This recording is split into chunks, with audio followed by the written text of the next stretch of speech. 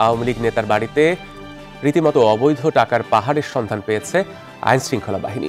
তালাবদ্ধ বাসায় অভিযান চালিয়ে কমপক্ষে 20 কোটি নগদ টাকা, বিদেশি মুদ্রা, স্বর্ণালংকার ও ক্যাসিনো সরঞ্জাম উদ্ধার করেছে র্যাব।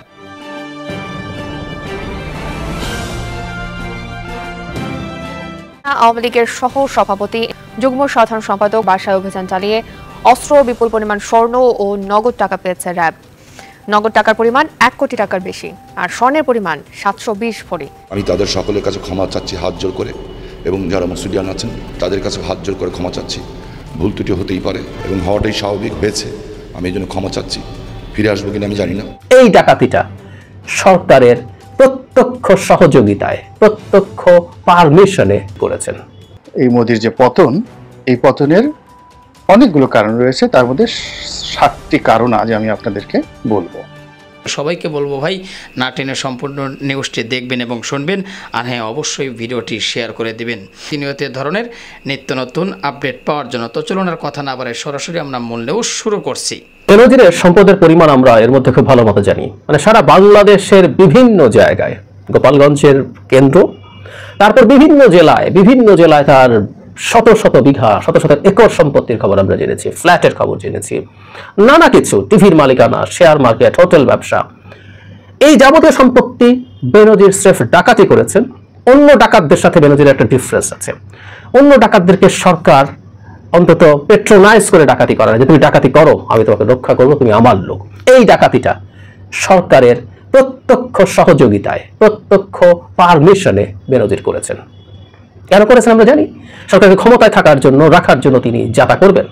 মজা হচ্ছে এই বেনজিরের এই ডাকাতির সম্পদও বৈধ হয়ে যেতে পারত।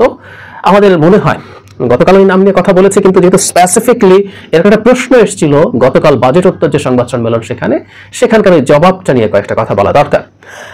ওই সংবাদ সম্মেলনে একজন সাংবাদিক জিজ্ঞেস করেছিলেন যে বিনা প্রশ্নে যে 15% কর দিয়ে কালো টাকা সাদা করা যাবে, তাতে বেনজির আহমেদ তার সম্পদ সাদা করতে পারবেন কিনা। বলছেন, পুলিশের সাবেক মহাপরিচালক বেনজির আহমেদের বিরুদ্ধে দুর্নীতির অভিযোগে আইনি প্রক্রিয়ার মধ্যে থাকায় তিনি এই সুযোগ নিতে পারবেন না বলে জানিয়েছেন এনবিআর চেয়ারম্যান আবু হেনা মোহাম্মদ রাহমাতুল মুনিম। আচ্ছা, না আলোচনা চল, তখন ওনাকে যখন জিজ্ঞেস করা, তিনি বলছে এটা তো আইনি প্রক্রিয়ার মধ্যে আছে, এ ধরনের আয় কিভাবে বৈধ হবে। অর্থনৈতিক উপদেষ্টা জনাব বশিউর রহমান বলছেন, সাবেক আইজিপির বিরুদ্ধে দুদক তথ্য অনুসন্ধান করছে, তার বিরুদ্ধে আইনগত ব্যবস্থা নেওয়া হবে, তার নাগরিক অধিকার অক্ষুণ্ণ রেখে বিচার ব্যবস্থার মাধ্যমে প্রক্রিয়াটি শেষ করা হবে। এখানে আবার কালো টাকা সাদা কারণের ক্ষেত্রে বলছে যারা টাকা দেখান নাই ইত্যাদি, বৈধ আয় দেখাতে ভুলে গেছেন, জমি বিক্রির টাকা ইত্যাদিতে প্রধানমন্ত্রী যা বলেছেন। কিন্তু ইন্টারেস্টিং প্রশ্নের জায়গাটা আমি একটু অ্যাড্রেস করি, জানা বেনজিরকে দিয়ে জিনিসটা বুঝি। সাম্প্রতিক সময় সরকারের বিভিন্ন পদে যারা আছেন, গুরুত্বপূর্ণ পদে, তারা এক একজন কিছু ব্যতিক্রম ছাড়া এক একজন এই ডাকাতিই করছেন। This is the trade of, I told repeatedly. শুধু সেটা না, সরকারের আরো নিচু পর্যায়ে যারা আছেন, এটা শুধু পুলিশ বা প্রশাসন না, আরো যত সরকারি অফিস, ভূমি অফিস, বিআরটিএ, গ্যাসে যারা কাজ করেন, ওয়াসায় যারা কাজ করেন, জাস্ট ডাকাতেই ভরপুর আমাদের এখানে। আমরা খুব ভালো মতো জানি, আমি বারবার বলছি, আমরা ওইসব সেবা নিতে যাই, সেসব সেবা নিতে গিয়ে আমাদের কি হয় আমরা খুব ভালো মতো জানি। সরিয়ে রেখে যারা বেনজিরের মতো এত ভয়ঙ্কর এক ডাকাতকে নিয়ে যেতে কথা বলে, এই ডাকাতও যদি ওই মামলায় না পড়তেন, আইনি প্রক্রিয়া তথাকথিত এর মধ্যে না পড়তেন, তাহলে কিন্তু উনি ওনার টাকা সাদা করে ফেলতে পারতেন। মানে কোনো প্রশ্ন নেই। মানে প্রধানমন্ত্রী, এমনকি এই যে এনবিআর চেয়ারম্যান, প্রধানমন্ত্রী যেহেতু বলছেন, তাদেরকে এটাই শিখিয়ে দেওয়া হয়েছে যে কিছু বৈধ উৎসের অপ্রদর্শিত অর্থকেই তারা ইন্ডিকেট করতে চাইছেন। উত্তর হচ্ছে একেবারেই না, এটা একেবারেই ভুল কথা। এটা স্পেসিফিকলি যে কোনো অন্যায়ের টাকা, যে কোনো ভাবে আপনি টাকা উপার্জন করেন সেটা করতে পারেন। তার মানে কথাটা হচ্ছে এই, যেন বেনজির যদি আইনি প্রক্রিয়ার মধ্যে না পড়তেন, তার যদি মনে হতো, না মনে হয় না, আমি আগেও বলেছি, রেপিটেশন হচ্ছে, তারপরে এই পয়েন্টে একটু কথা বলে যাওয়া দরকার আমার মনে হয়, 15% উনি দেবেন কেন? 15% উনি দেবেন কেন? ওনার তো সেই হ্যাডাম আছে যে উনি দেশে বসে থেকে ওনাকে এনবিআর খোঁজ করতে যাবে। মানে কার ঘাড়ে কয়টা মাথা? এনবিআর ঘাড়ে কয়টা মাথা? এমপি টেম্পিকে তুলে নিয়ে গিয়ে তার টিভি চ্যানেল লিখে ফেলেছেন না, যেন ফিকুর রহমান রেখেছে তার সুপার সিটিজেন টিভি। তখন প্রেস ক্লাবের প্রেসিডেন্ট ছিলেন 18 নির্বাচনের আগে, এরপরে 2বার এমপি হয়েছেন পরপর। এইরকম হ্যাডাম আছে, সক্ষমতা আছে, তারা 15% দেবেন কিনা? কিন্তু টেকনিক্যালি আমরা এটা বুঝি। সুতরাং এই যে 15% দিয়ে ফ্ল্যাট 15% দিয়ে যে কোনো কাউকে কোনো প্রশ্ন ছাড়া টাকা সাদা করতে, বৈধ করতে আপনি দেন, তার মানে আপনি এরকম ডাকাতদেরকে, এরকম ভয়ঙ্কর ক্রিমিনালদেরকে আপনি আসলে এই সুযোগটা দিচ্ছেন যে এটা করতে পারে। আনার চাইলে তার সোনা চোরাচালানের টাকা সাদা করে ফেলতে পারতো যে কেউ। সুতরাং এইটার ব্যাপ্তি বা এটার দর্শনগত দিক যদি আমরা চিন্তা করি, একটা স্টেট যখন এই আইন করে কতজন করবে সেই প্রশ্ন না, এটা করে না, আমরা আগেও বলেছি, কিন্তু কতজন করে তার চাইতে জরুরি কথা আপনি কাকে সুযোগ দিই। তার মানে ফিলোসফিক্যালি আপনি ডাকাতদের পাশে থাকছেন। সরকারি কাজটা করে কারণ এই ডাকাতদেরকে দিয়েই সরকার ক্ষমতায় থাকে, এই চোররাই সরকারকে ক্ষমতায় রাখে, এই দস্যুরাই সরকারকে ক্ষমতায় রাখে, সে কারণে এই কাজটা করেন। জাস্ট একটা আইনি প্রক্রিয়া আছেন বলে বেনজির পারছেন না, না হলে উনি পারতেন। অন্য বেনজিররা সম্ভবত এবার এটা করে ফেলবেন, যেহেতু এক বেনজিরের সমস্যা হয়েছে। এরকম বেনজির আরো অনেক আছে, একটু কম একটু বেশিও আছে, আমরা জানি নাই আছে। এই মোদির যে পতন, এই পতনের অনেকগুলো কারণ রয়েছে, তার মধ্যে 7টি কারণ আজ আমি আপনাদেরকে বলবো। এই 7টি কারণের মধ্যে অর্ধেক হলো অপার্থিব আর অর্ধেক হলো পার্থিব। অর্থাৎ মানুষের কর্ম দ্বারা এই পরাজয় নিশ্চিত হয়েছে, আর দ্বিতীয়ত যেটা অপার্থিব সেটা হলো মানুষের অভিশাপ দ্বারা তারই পরাজয় নিশ্চিত হয়েছে। আপনারা জানেন যে ভারতে প্রায় 120 কোটি বা 30 কোটির মতো মানুষ রয়েছে, আর বাংলাদেশে রয়েছে 18 কোটি মানুষ। এবং এই 18 কোটি মানুষের সঙ্গে বাংলাদেশের যে মানে ঘেরাও করা 7টি রাজ্য রয়েছে, সেই রাজ্যের লোকসংখ্যা প্রায় 50 কোটি। তো এই 50 কোটি আরো বেশি হতে পারে, 50 থেকে 60 কোটির মতো হতে পারে এই 7 সিস্টারের অধিবাসী। তো এই 7টি রাজ্যই আপনি ঘুরে দেখুন, সেখানে মোদির ভূমিধস পরাজয় হয়েছে। এবং বাংলাদেশ ঘেরাও করা এই 7টি যে রাজ্য রয়েছে, সেখানে হাজার বছর ধরে ও বাংলার মানুষ এ বাংলার মানুষ, ও পাশের আসামের মানুষ এ পাশের বাংলার মানুষ, ও পাশে ত্রিপুরার মানুষ এ পাশে বাংলার মানুষ, ও পাশের নাগাল্যান্ডের মানুষ এ পাশের বাংলার মানুষ, ওই পাশের মিজোরামের মানুষ এই পাশের বাংলার মানুষ, তো ওই পাশে ঝাড়খণ্ডের মানুষ এই পাশের বাংলাদেশের মানুষ, সব মিলিয়ে হাজার বছরের একটি এদের মেলাবন্ধন রয়েছে। তো সব মিলিয়ে যদি আপনি বাংলাদেশের 18 কোটি ধরেন, আর ও পাশের যদি আরো 52-53 কোটি ধরেন, তাহলে 70 কোটি মানুষ সরাসরি এই নির্বাচনে মিস্টার নরেন্দ্র মোদীকে অভিশাপ দিয়েছে। কেন অভিশাপ দিয়েছে?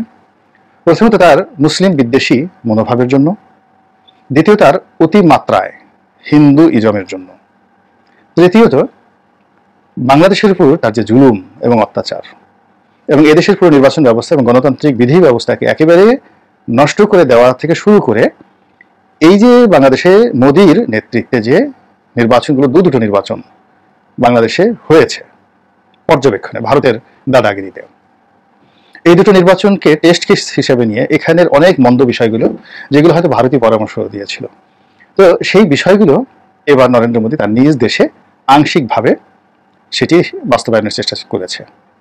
সেই চেষ্টার ফলে কি হলো, ভারতীয় গণতন্ত্রের যে সৌন্দর্য সেটি নষ্ট হয়ে গিয়েছে। এবং সেখানে বিরোধী দলের নেতাকর্মীদের বিরুদ্ধে মামলা, তাদেরকে গ্রেপ্তার, তাদের ব্যাংক অ্যাকাউন্ট বন্ধ করে দেওয়া, মানে নানা রকম যে বিনা ভোট, রাতের ভোটের যে ছলচাতুরি, এসবই তারা করার চেষ্টা করেছে। এবং এখন বাংলাদেশের যে মিডিয়াগুলো রয়েছে, এরকম ভারতের যে মিডিয়াগুলো, সেগুলোকে বলা হয় মোদি মিডিয়া।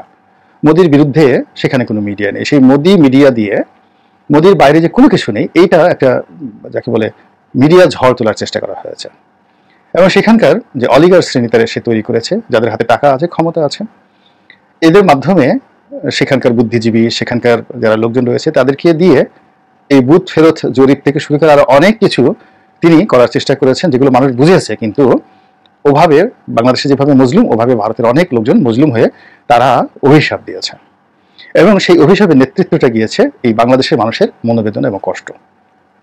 আমাদের সেই সীমান্তের গুলি, আমাদের সেই তিস্তা প্রকল্পে বাধা সৃষ্টি করা, তিস্তার পানি না দেওয়া, এরপরে তাদের একেবারে অনুগত যারা লোকজন রয়েছে তাদেরকে আমাদের এই রাজনৈতিক অঙ্গনে রথী মহারথী হিসেবে প্রতিষ্ঠিত করে, এরকম নানা কর্মকাণ্ড করে তিনি এই বাংলাদেশের মানুষের অভিশাপের উপলক্ষ হয়ে পড়েছেন। এবং সেই অভিশাপের সঙ্গে আবার সীমান্তবর্তী যে রাজ্যগুলো রয়েছে তারা সেখানে যোগ দিয়েছে।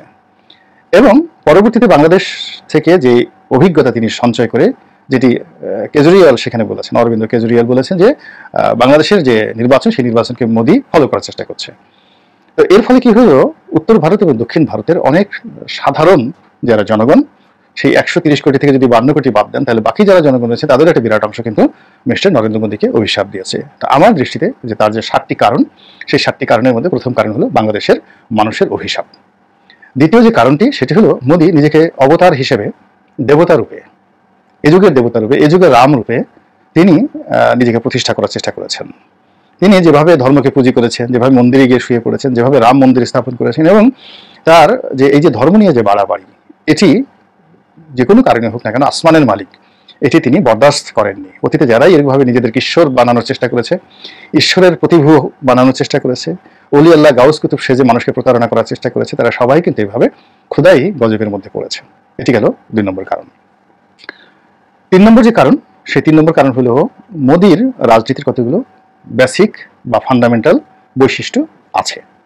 তিনি আরএসএস করতেন, এবং সেই আরএসএসটা আপনারা জানেন যে স্যার আশুতোষ মুখোপাধ্যায় বা মুখার্জি, বাংলার বাঘ, যুক্ত বাংলার বাঘ। আমাদের শের বাংলাকে ফজলুল হককে বলা হয় এই বাংলার বাঘ, আর পশ্চিমবঙ্গ আর পূর্ববঙ্গ মিলিয়ে যখন ব্রিটিশ ভারত ছিল, তখন সেই ব্রিটিশ ভারতে বাংলার বাঘ যিনি উপাধি পেয়েছিলেন তিনি হলেন স্যার আশুতোষ মুখার্জি। তো আশুতোষ মুখার্জির ছেলে শ্যামাপ্রসাদ মুখার্জি, এবং এই শ্যামাপ্রসাদ মুখার্জি একসময় সেই যে প্রথম বেঙ্গল ইলেকশন হলো, অবিভক্ত বাংলার ইলেকশন হলো, যেটার প্রধানমন্ত্রী হলেন আমাদের শের বাংলাকে ফজলুল হক, এবং সেই শের বাংলা ফজলুল হকের ক্যাবিনেটের তিনি ছিলেন স্বরাষ্ট্রমন্ত্রী। শ্যামা হক সেই যে মন্ত্রিপরিষদ ছিল বা সরকার ছিল, সেই শ্যামা হক সরকারের শ্যামাপ্রসাদ মুখার্জি, যিনি আশুতোষ মুখার্জির ছেলে, তিনি আরএসএস এর প্রতিষ্ঠাতা ছিলেন, এবং সেই আরএসএসই উগ্র যে হিন্দুবাদিত্ব দল, এটির কর্মী এই এখনকার নরেন্দ্র মোদী। তো এই আরএসএসকে এইবার এই নির্বাচনে ইগনোর করা হয়েছে, এবং বিজেপির অনেক যারা কর্তা ব্যক্তি তারা বলেছেন যে একটা সময় আমরা ছোট ছিলাম, তখন আরএসএস এর সহযোগিতা দরকার ছিল, এখন আমাদের আর আরএসএস এর দরকার নেই। এবং বাংলাদেশে ধরেন আওয়ামী লীগ যেভাবে ইনু সাহেবকে, মিনু সাহেবকে, টিনু সাহেবকে রিগ্রেট করেছে, বিএনপি যেভাবে তার ছোট ছোট রাজনৈতিক দলগুলোকে রিগ্রেট করেছে, এবং এর ফলে আওয়ামী লীগ এবং বিএনপির যে পরিণতি হয়েছে বা হবে, ঠিক একই পরিণতি কিন্তু সেখানে হয়েছে যে আরএসএস এর যারা নিবেদিত প্রাণ, যাদের হাত ধরে আজকের বিজেপি প্রতিষ্ঠিত হয়েছে, এবং বিজেপি বলতে যা বোঝায় এটা আরএসএস এর সৃষ্টি। তো সেই প্যারেন্ট যে অর্গানাইজেশন, এটিকে ইগনোর করার ফলে দেখা গেল যে কট্টরপন্থী যারা ভারতীয় ধর্মগুরু রয়েছেন, তারা নিজেদেরকে সেখান থেকে সরিয়ে নিয়েছেন। এটা বাংলাদেশে হাজার হাজার কোটি কোটি অ্যাভেলেবেল। এটা বাংলাদেশে আমরা এটা তৈরি করি অবৈধ, কিন্তু যে সরঞ্জাম যেগুলো সবই বৈধ কাজের জন্য, কোনোটা অবৈধ কাজের জন্য না। এই বাংলা টাকাটাও যেভাবে বানায়, ইন্ডিয়ান রুপিটাও ওইভাবে বানায়। ইন্ডিয়ান রুপিটা রাজশাহীর লোকের কাছে বিক্রি করে, রাজশাহীর লোকে নিয়ে কোথায় বিক্রি করে সেটা আমি বলতে পারবো না। রাজশাহী থেকে একজনই আসতো? একজন আসতো। তো আপনারা এই যে কাজগুলো করতেছেন, বিক্রি করে কি হবে? ইজ্জত মান যার গেছে, এখন ভয় করে কি হবে? এই যে আপনারা মিডিয়া দেখাচ্ছেন সারা বিশ্বে, খালি বাংলাদেশ না সারা বিশ্বের মানুষ দেখতেছে। আমি আজ বাদে কালকে বাইরে আসবো, আমার আরো 5 জন দেখবে, চিনবে, তাহলে আমার শরম রেখে কি হবে? আমার পাশার কাপড় তো উঠে গেছে, তাহলে আমার শরম রেখে কোনো লাভ নাই। আচ্ছা, তাহলে এখন বের হয়ে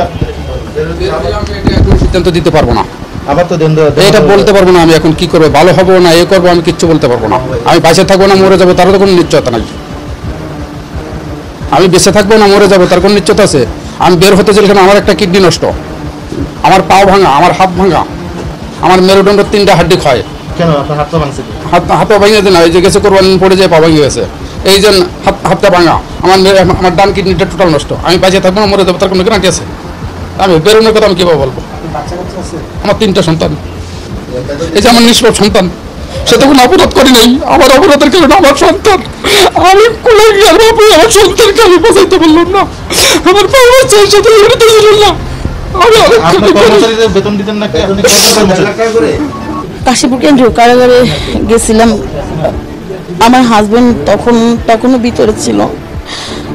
মূলত আমি এই ব্যবসা করতাম না, যে আইস আমার কাছে পাইছে, আমার হাজবেন্ড আমাকে টাকা রিসিভ করতে বলতো, তো আর আমার বলছিল যে একটা লোক এসে প্যাকেট দিয়ে যাবে, ওনারা দিয়ে যেতে।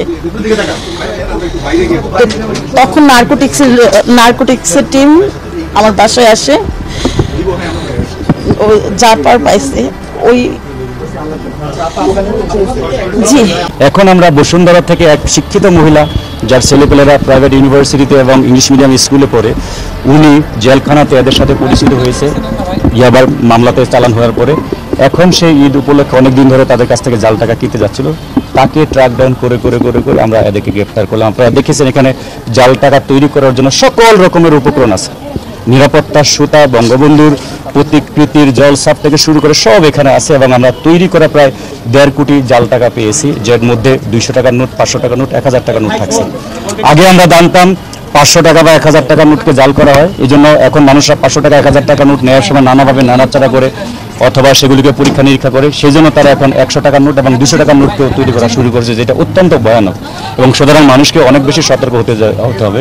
তারা পরীক্ষামূলকভাবে জাল রুপিও তৈরি করার চেষ্টা করেছে, যেগুলিকে তারা সীমান্ত দিয়ে পার্শ্ববর্তী দেশের পাচার করার চেষ্টা করত। তো আমরা বাংলাদেশ কখনোই জঙ্গিবাদ বা এরকম জাল মুদ্রার কোনো নিরাপদ আবাসস্থল হবে না, এটা সেফ হবেন না, এটা আমরা বলতে পারি। সুতরাং তারা যেই জায়গাতে থেকেই এরকম অপচেষ্টা চালাবে, ঢাকা মহানগর গোয়েন্দা পুলিশ, বাংলাদেশ পুলিশ, আমরা সচেতনভাবে তাদেরকে গ্রেপ্তার করার জন্য এবং সমুদয় আলামত উদ্ধার করার জন্য চেষ্টা চালাই। তো আমরা অনুরোধ করি এই সমস্ত জিনিস দেখেও এই টাকা পয়সার যারা কাস্টোডিয়ান বাংলাদেশ ব্যাংক, তাদের আরেকটু আন্তরিক হওয়া উচিত। 6 টাকা 9 টাকার একটা মেশিন দিয়ে দায়িত্ব শেষ হয়ে যায় না। সারা বছর ধরেই এইটাকে ধরার জন্য গোয়েন্দা তৎপরতা চালাতে হয়, নানা রকমের মত বিনিময় হয়। ওনারা আরও আন্তরিক হবেন, তাহলে আমরা উৎসাহিত হতে পারি এই কাজগুলো করার জন্য। তো আমরা এদেরকে রিমান্ডে নিয়ে আরও জিজ্ঞাসাবাদ করব, এরা কতগুলো তৈরি করেছিল। যেমন ওনারা এক ভদ্রমহিলার কাছে 50টা বান্ডেল, প্রায় 50 লক্ষ টাকা দিয়েছে মাত্র 15 দিন আগে। তার মানে একজনকেই যদি সে 50 লক্ষ টাকা দিতে পারে, এর মানে তার যদি 15 জন 20 জন এরকম পাইকার থাকে, তাদের কাছে কত টাকা তারা বাজারে ছড়িয়েছে। আমরা সেই কারণে দেশবাসীকে বলবো, যখন টাকা, মোটা অঙ্কের টাকা আপনারা গ্রহণ করবেন, সেগুলোকে নেড়ে চেড়ে দেখবেন, সম্ভব হলে পরীক্ষা করে দেখবেন আইনশৃঙ্খলা রক্ষাকারী বাহিনী দ্বারা, যেন আপনারা প্রতারিত না হন।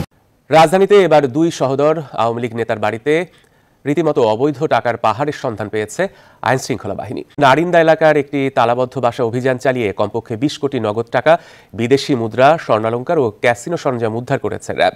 6তলা ভবনের নিচতলার একটি ফ্ল্যাটের কয়েকটি সিন্দুক, স্টিলের লকার ও ব্যাগ ভর্তি পাওয়া যায় 1000 টাকার নোট। র্যাব বলছে এই বাড়িটি আওয়ামী লীগ নেতা এনামুল হক এনু ও তার ছোট ভাই রূপন ভূঁইয়ার। চলতি বছর জানুয়ারিতে অস্ত্র, মানি লন্ডারিং সহ বিভিন্ন অপরাধে গোয়েন্দা পুলিশের হাতে গ্রেফতার হয় তারা। বিস্তারিত জানাচ্ছেন হাবিবুল ইসলাম হাবিব। গোপন তথ্যের ভিত্তিতে লালমোহন শাহ স্ট্রিটের 119 নম্বর বাড়িতে ঘিরে অভিযান শুরু করে র্যাব 3-এর ভ্রাম্যমাণ আদালত। 6তলা ভবনের নিচতলাটি ছিল জনমানবহীন, তালাবদ্ধ। পরে তালা ভেঙে সেখানে প্রবেশের পর দেখতে পান লোহার সিন্দুক ও লকার ভর্তি বিপুল পরিমাণ নগদ টাকা ও স্বর্ণালংকার। জব্দ করা হয় 5 কোটি টাকা মূল্যের এফডিআর-এর নথি ও ক্যাসিনো সরঞ্জাম। র্যাব ম্যাজিস্ট্রেট সারোয়ার আলম জানান, বাড়িটির মালিক গেন্ডারিয়া থানা আওয়ামী লীগের সহসভাপতি এনামুল হক এনু ও যুগ্ম সাধারণ সম্পাদক রূপল ভূঁইয়ার, যারা 2 ভাই বর্তমানে কারাগারে রয়েছেন। রাজধানীতে তাদের 2 ভাইয়ের মালিকানায় অন্তত 15টি বাড়ির সন্ধান পাওয়া গেছে বলেও জানান তিনি। র্যাব ধারণা করছে ওয়ান্ডারার্স ক্লাবের ক্যাসিনো কাণ্ডের অবৈধ টাকা রাখা হয়েছিল এই বাড়িটিতে। তো আপনাদের মতামতগুলো পারলে জানিয়ে দিবেন, আর পারলে ভিডিওটি শেয়ার করে দিবেন। আর আমাদের এই চ্যানেলে আপনারা নতুন হয়ে থাকলে অবশ্যই সাবস্ক্রাইব করে দিবেন। আর যারা করেছেন তাদেরকে অসংখ্য ধন্যবাদ জানিয়ে ভিডিওটি এখানে শেষ করছি। সকলে ভালো থাকবেন, সুস্থ থাকবেন। আল্লাহ হাফেজ।